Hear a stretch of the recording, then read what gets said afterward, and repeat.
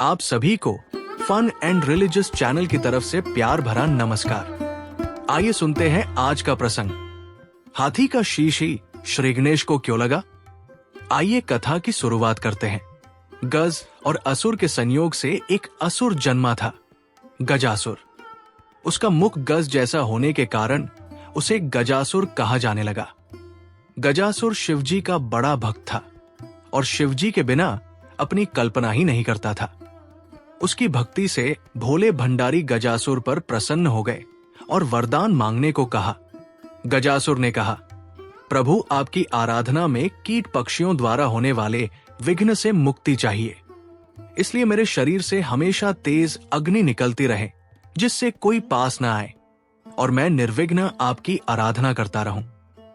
महादेव ने गजासुर को उसका मनचाहा वरदान दे दिया। गजासुर फिर से शिवजी की साधना में लीन हो गया। हजारों साल के घोर तप से शिवजी फिर प्रकट हुए और कहा, तुम्हारे तप से प्रसन्न होकर मैंने मनचाहा वरदान दिया था।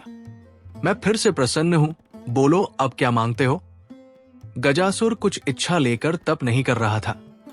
उसे तो शिव आराधना के सिवा और कोई काम पसंद नहीं था, लेकिन प्रभु ने कहा कि वरदान मांगो तो वो सोचने लगा। गजासुर ने कहा, वैसे तो मैंने कुछ इच्छा रखकर तप नहीं किया, लेकिन आप कुछ देना चाहते हैं तो आप कैलाश छोड़कर मेरे उदर पेट में ही निवास करें। भोले भंडारी गजासुर के पेट में समा गए। माता पार्वती ने उन्हें खोजना शुरू किया, लेकिन वो कहीं मिले ही नहीं। उन्होंने विष्णु जी का स्मरण कर शिव जी का पता लगाने को कहा। श्रीहरि ने कहा, बहन, आप दुखी न हो, भोले भंडारी से कोई कुछ भी मांग ले, दे देते हैं। वरदान स्वरूप वो गजासुर के उदर में वास कर रहे हैं। श्रीहरि ने एक लीला की। उन्होंने नंदी बैल को नृत्य का प्रशिक्षण दिया और फिर उसे खूब सजाने के बाद गजासुर के सामने जाकर नाचने को कहा। श्री हरि स्वयं एक ग्वाले के रूप में आए और बांसुरी बजाने लगे। बांसुरी की धुन पर नंदी ने ऐसा सुंदर नृत्य किया कि गजासुर बहुत प्रसन्न हो गया। उसने ग्वाला वेशधारी श्रीहरि से कहा, मैं तुम पर प्रसन्न हूं। इतने साल की साधना से मुझ में वैराग्य आ गया था। तुम दोनों ने मेरा मनोरंजन किया है, कोई वरदान मांग लो। श्री हरि ने कहा, आप तो परम शिव भक्त है। शिवजी की कृपा से ऐसी कोई चीज नहीं जो आप हमें ना दे सके, किंतु मांगते हुए संकोच होता है कि कहीं आप मना न कर दें। श्रीहरि की तारीफ से गजासुर स्वयं को ईश्वर तुल्य ही समझने लगा था। उसने कहा, तुम मुझे साक्षात शिव समझ सकते हो। मेरे लिए संसार में कुछ भी असंभव नहीं। तुम्हें मनचाहा वरदान देने का वचन देता हूं। श्रीहरि ने फिर कहा, आप अपने वचन से पीछे तो नहीं हटेंगे? गजासुर ने धर्म को साक्षी रखकर हामी भरी तो श्रीहरि ने उससे शिवजी को अपने उदर से मुक्त करने का वरदान मांगा। गजासुर वचनबद्ध था।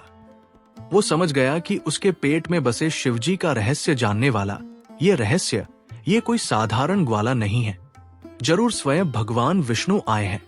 उसने शिवजी को मुक्त किया और शिवजी से एक आखिरी वरदान मांगा। उसने कहा, प्रभु, आपको उदर में लेने के पीछे किसी का अहित करने की मंशा नहीं थी। मैं तो बस इतना चाहता था कि आपके साथ मुझे भी स्मरण किया जाए। शरीर से आपका त्याग करने के बाद जीवन का कोई मोल नहीं रहा, इसलिए प्रभु मुझे वरदान दीजिए कि मेरे शरीर का कोई अंश हमेशा आपके साथ पूजित हो। शिवजी ने उसे वो वरदान दे दिया।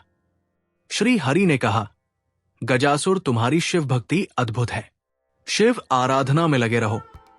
समय आने पर तुम्हें ऐसा सम्मान मिलेगा जिसकी तुमने कल्पना भी नहीं की होगी। जब गणेश जी का शीश धड़ से अलग हुआ तो गजासुर के शीश को ही श्रीहरि काट लाए और गणपति के धड़ से जोड़कर जीवित किया था। इस तरह वो शिवजी के प्रिय पुत्र के रूप में प्रथम आराध्य हो गया। आज की कथा को यही समाप्त करते हुए आपसे विदा लेते हैं। आप ऐसे ही और कथाओं का आनंद लेने के लिए हमारे channel fun and religious stories को ज्यादा से ज्यादा लाइक करें, शेयर करें और सब्सक्राइब करें। धन्यवाद। जय श्री राम।